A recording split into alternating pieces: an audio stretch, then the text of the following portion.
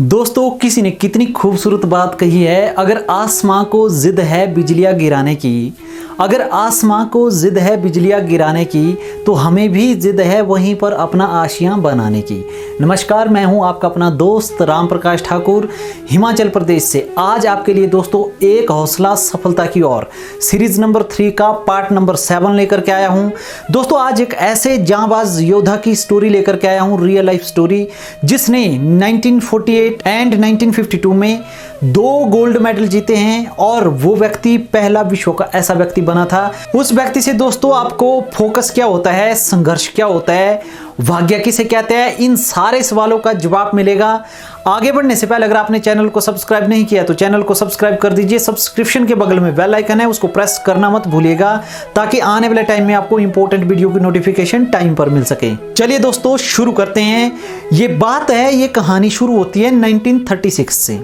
1936 में Hungary country में एक जवान था जो आर्मी में जॉब करता था। बहुत ही जबरदस्त फाइटर था। फाइटर वो सिर्फ सेना के लिए ही नहीं था, परंतु ट्रू लाइफ में भी वो फाइटर था।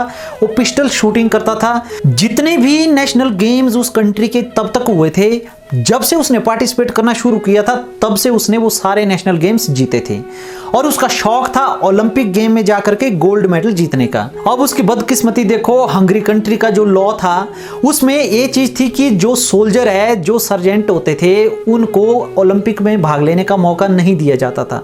कंट्री का लॉ था जो क्लास 1 ऑफिसर होते थे, बड़े बड़े रैंक में होते थे, सिर्फ वही व्यक्ति आर्मी में जो जॉब करता था पार्टिसिपेट कर सकते थे ओलंपिक में। दोस्तों 1936 के जो ओलंपिक हुए उसमें हंगरी कंट्री को विश्वास था कि हंगरी कंट्री में ही गोल्ड मेडल आएगा पिस्टल शूटिंग का। परंतु दोस्तों जब ओलंपिक हुए तो कंट्री को गोल्ड मेडल नहीं मिला और पूरी कंट्री में दहशत फैल गई और हंगामा हो गया।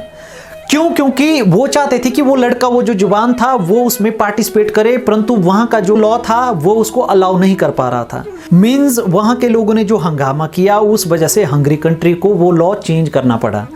अब दोस्तों 1938 में एक ऐसा माहौल बन गया, सेकेंड वर्ल्ड वॉर का सभी देशों में तैयारियां चल रही थी। सेकेंड वर्ल्ड वॉर 1939 से स्टार्ट हुआ था, परंतु सबको पता चल गया था कि सेकेंड वर्ल्ड वॉर होने वाला है। तो 1938 में सभी देश अपनी अपनी तैयारी में जुट गए थे और उस तैयारी में वो जवान भी था। और वो जवान क्या कर रहा था, वो हैंड ग्रेनेड की प्रैक्टिस कर रहा था और उसके राइट हैंड में हैंड ग्रेनेड फट जाता है। अब बचपन से लेकर के 28 साल उसकी उस टाइम उम्र थी 1938 में, उसने एक ही सपना देखा था कि मुझे वर्ल्ड का बेस्ट पिस्टल शूटर बनना है।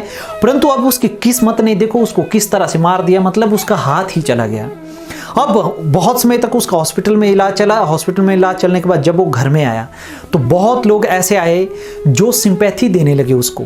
दोस्तों यहाँ पे आपको एक चीज समझनी है, एक सिंपैथी होता है, एक एम्पैथी होता है। सिंपैथी का मतलब सहानुभूति, एम्पैथी का मतलब समानुभूति। सिंपैथी का मतलब जब कभी भी आपको दिक्कत होती है, हजारों आदमी आपको एक दिलासा देते हैं, एक बात कहते हैं, परंतु रियल फीलिंग नहीं होती है वो। कुछ लोग फॉर्मेलिटी करते हैं, कुछ लोगों को मन ही मन खुशी भी होती है। एम्पैथी का मतलब होता है कि आपको जो प्रॉब्लम हुई है, आपकी जगह खड़े होकर के आपको पूरा कॉन्फिडेंस देना। मतलब वो हमारी फैमिली दे सकती है या कोई आपका ट्रू फ्रेंड है वही दे सकता है। तो उस व्यक्ति ने देखा कि सिंपैथी देने वाले इतने लोग आ गए हैं, अगर इन लोगों की बातों में मैं आऊंगा इसका मतलब मैं जीवन में कभी आगे नहीं बढ़ सकता हूं। रात का समय था दोस्तों, उसको नींद नहीं आ रही थी और वो बार बार अपने हाथ को देख रहा था। उसकी जगह अगर हम होते या आप होते तो क्या करते? किस्मत को दोष देते या फिर उस हाथ को देख करके जीवन भर रोते रहते? परंतु उस व्यक्ति ने ऐसा नहीं किया। उसका एक सपना था कि मुझे वर्ल्ड का नंबर 1 पिस्टल शूटर बनना है। तो अब उसने कहा कि अगर इस हाथ को मैं जीवन भर देखता रहूंगा तो मैं रोता रहूंगा।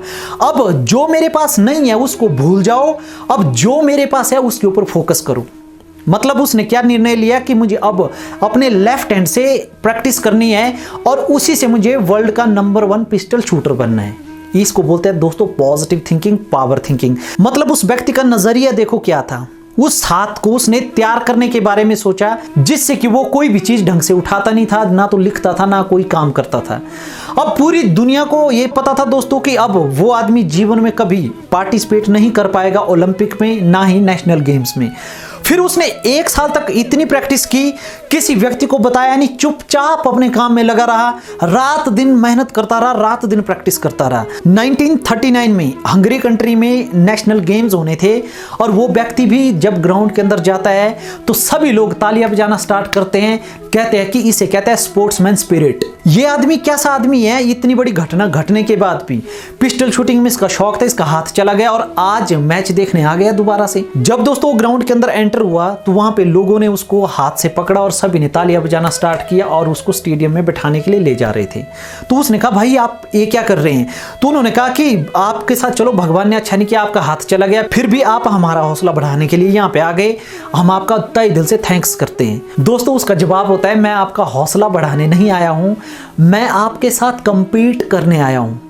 अब सभी लोग हैरान हो जाते हैं कि यार ये सिंगल हैंड से कैसे कंपीट करेगा, जिस हैंड को इसने जीवन में कभी इस्तेमाल नहीं किया है, एक साल में क्या इसने तैयार किया होगा। फिर भी उसको पार्टिसिपेट करने का मौका दिया जाता है और वहां पे नेशनल गेम्स में जितने भी पार्टिसिपेशन करने वाले व्यक्ति आए होते हैं और सबको हरा करके 1939 में दोबारा से वहां पे मेडल जीतता है वही युवा जिसने एक साल लेफ्ट हैंड से प्रैक्टिस करके अपने हाथ को तैयार किया था। अब एक बार फिर से दोस्तों रातों रातों हीरो बन जाता है और वहां की पूरी कंट्री में छा जाता है, मतलब सोशल मीडिया में उसका नाम आता है, टीवी न्यूज़पेपर सारी जगह की एक ऐसा व्यक्ति जिसका राइट हैंड चला गया था 1938 में और 1939 में उसने नेशनल गेम्स में दोबारा से मेडल लाया। अब दोबारा से उस कंट्री के सभी लोगों को विश्वास हो गया कि 1940 के जो ओलंपिक गेम होंगे टोक्यो में, उस ओलंपिक में ये जो जवान है हमारी कंट्री के लिए डेफिनेटली गोल्ड मेडल जीत कर लाएगा। दोस्तों अब उस युवा ने डबल मेहनत करना शुरू कर दी क्योंकि वो चाहता था कि 1940 में मैं देश के लिए ओलंपिक गेम में गोल्ड मेडल लेकर के आऊं। अब दोस्तों उसका दुर्भाग्य देखो, 1940 में Olympic game second world war की वजह से कैंसिल हो गए। अब फिर भी उसने उम्मीद नहीं छोड़ी, लगातार 4 साल एक ही काम करता रहा, पिस्टल शूटिंग की प्रैक्टिस। 4 साल मतलब एक ही काम के ऊपर संघर्ष करता रहा, एक ही काम के ऊपर फोकस करता रहा और 1944 में सोचा था उसने कि मैं गोल्ड मेडल देश के लिए डेफिनेटली लाऊंगा। दोस्तों 1944 के ओलंपिक गेम भी सेकंड वर्ल्ड वॉर की वजह से कैंसिल हो गए। क्यों? क्योंकि सेकंड वर्ल्ड वॉर 1939 टू 1945 तक चला था। अब तो उस देश के लोगों ने भी कहना शुरू कर दिया कि इस व्यक्ति की किस्मत खराब है।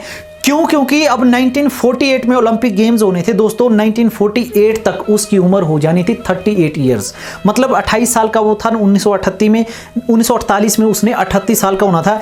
और स्पोर्ट्स में आप सभी लोग जानते हैं कि एज फैक्टर बहुत मायने रखता है। फिर भी उस व्यक्ति ने हिम्मत नहीं हारी, वो लगातार अगले 4 साल एक ही जगह पे संघर्ष करता रहा, एक ही जगह पे फोकस करता रहा, ओनली पिस्टल शूटिंग। और 1948 में जब दोस्तों ओलंपिक हुए तो वो व्यक्ति पार्टिसिपेट करने के लिए गया और उस समय तक बहुत सारे यंग लड़के अलग अलग कंट्री से, और टेक्नोलॉजी भी चेंज हो गई थी, मतलब उस समय के दौर के अकॉर्डिंग लोगों की सोच भी बदल गई थी और युवा जो लोग थे बहुत एनर्जेटिक पिस्टल शूटर आए थे जो अपने बेस्ट हैंड से शूट कर रहे थे और वो व्यक्ति अपने सिंगल हैंड से मतलब लेफ्ट हैंड से कंपीट कर रहा था।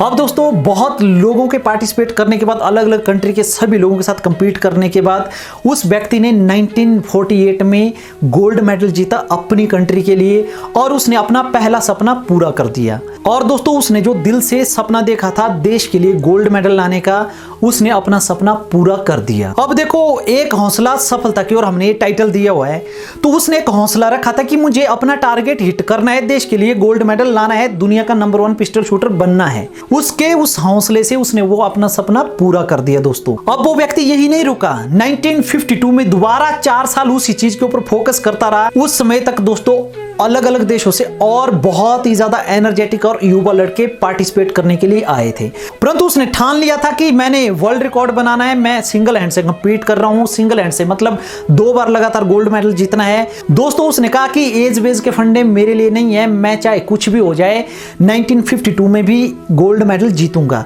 उसने सभी एनर्जेटिक और यंग लड़कों के साथ कंपीट किया, वो सभी लोग अपने बेस्ट हैंड से कंपीट कर रहे थे, वो व्यक्ति अपने सिंगल हैंड से कंपीट कर रहा था और 1952 में भी दोबारा से अपने देश के लिए उसने गोल्ड मेडल लाया दोस्तों।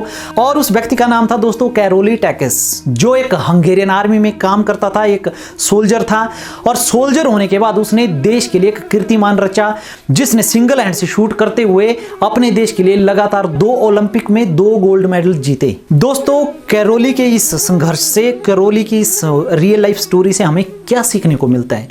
अब अगर उसकी जगह हम होते तो हम किसको दोष देते, किस्मत को दोष देते कि जिस हैंड से उसने लगातार 28 साल प्रैक्टिस करी थी वो एक तो उसका हाथ चला गया, उससे पहले उसको रैंक अच्छा ना होने की वजह से 1936 में ओलंपिक गेम में पार्टिसिपेट करने का मौका नहीं मिला, और उसके बाद 2 बार 1940 और 1944 में सेकेंड वर्ल्ड वॉर की वजह से ओलंपिक गेम कैंसिल हो गए।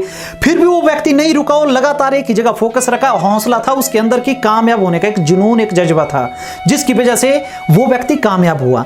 तो हम क्या करते हैं, पास्ट में हमारे साथ कोई छोटी सी घटना भी घटती है, जैसे कोई किसी की गर्लफ्रेंड धोखा दे देती है या किसी के साथ कोई छोटा सा एक्सीडेंट होता है, छोटी सी फैमिली में ट्रेजेडी होती है, तो आदमी पूरी जिंदगी भर वही चीजें रोता रहता है कि मेरे साथ ऐसा हुआ, उस वजह से आज मैं कामयाब नहीं हो रहा हूं। तो दोस्तों कैरोली की स्टोरी से हमें क्या सीखने को मिलता है कि उस व्यक्ति ने वो भी ऐसे बहाने लगा सकता था, उस व्यक्ति ने अगर ऐसे बहाने लगाए होते, ये चीजें कई होती तो शायद वो देश के लिए एक एग्जाम्पल नहीं बनता, अपने कंट्री के लिए 2 गोल्ड मेडल कभी नहीं जीतता। परंतु उसने क्या किया, पास्ट में जो घटना हुई थी उसको छोड़ करके कहां पे फोकस किया, संघर्ष कहां पे किया, प्रेजेंट मोमेंट में। हमारे साथ जब पास्ट में कोई घटना घटती है हम पास्ट को ही पकड़ करके जीवन भर रोते रहते, जीते रहते। तो दोस्तों पास्ट में जो हुआ उसको छोड़ दीजिए, प्रेजेंट मोमेंट में संघर्ष कीजिए, प्रेजेंट मोमेंट में फोकस कीजिए और उसके बाद पूरे दिल से, पूरे श्रद्धा के साथ संघर्ष करते रहिए। जो गोल आपने सेट किया है, जहां आप जाना चाहते हैं, वहां पर आपने पूरे विश्वास और हिम्मत के साथ, पूरे जुनून के साथ फोकस रहते हुए स्ट्रगल करना है और दुनिया का फिर कोई इंसान आपको कामयाब होने से नहीं रोक सकता है। इसीलिए दोस्तों आप भी फाइटर ही नहीं बनिए, जीवन में ट्रू फाइटर बनिए, जैसे कैरोली बना था ट्रू फाइटर। कहते हैं कि मंजिल उन्हीं को मिलती है जिनके हौसलों में जान होती है, सिर्फ पंखों से कुछ नहीं होता, जीवन में हौसलों से भी उड़ान होती है।